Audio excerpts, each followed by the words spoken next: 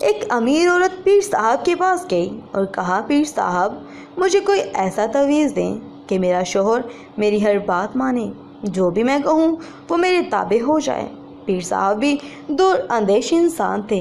انہوں نے اس عورت کی بات غور سے سنی اور کہا کہ یہ عمل تو شیر کی گردن کے بال پر ہو سکتا ہے، وہ بال بھی آپ خود شیر کی گردن سے اکھاڑ کر لائیں گی، تب اثر ہوگا، ورنہ کوئی فائدہ نہ ہو سکے گا۔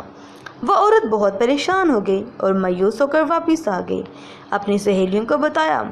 ایک سہیلی نے مشورہ دیا، کام تو مشکل ہے مگر ناممکن نہیں۔ تم ایسا کرو، روزانہ 5 کلو گوشت لے کر جنگل جایا کرو اور وہاں جہاں شیر آتا ہے وہاں ڈال کر چھپ جاؤ۔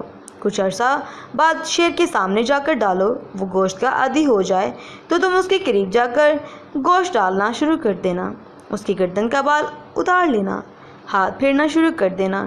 جب شیر آپ سے مانوس ہو جائے تو گردن سے بال اکھاڑ لینا۔ اس عورت کو بات پسند آئی۔ دوسرے ہی دن اس نے گوشت لیا اور جنگل کی طرف بڑھی، گوشت ڈال کے چھپ گئی۔ شیر آیا، گوشت کھایا اور چلا گیا۔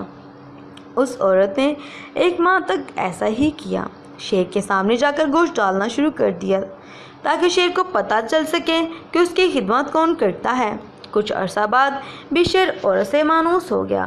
عورت نے شیر کی گردن پر آہستہ آہستہ سے ہاتھ پھیرنا شروع کر دیا۔ ایک دن عورت نے موقع دیکھ کر شیر کی گردن سے بال اکھاڑ ہی لیا اور خوشی خوشی پیر صاحب کے پاس پہنچ گئی۔ بال پیر صاحب کو دیا اور کہا، میں شیر کی گردن سے بال اکھاڑ کر لے آئی ہوں، اب آپ عمل شروع کر دیں۔ پیر صاحب نے پوچھا کہ کیسے لائی ہو؟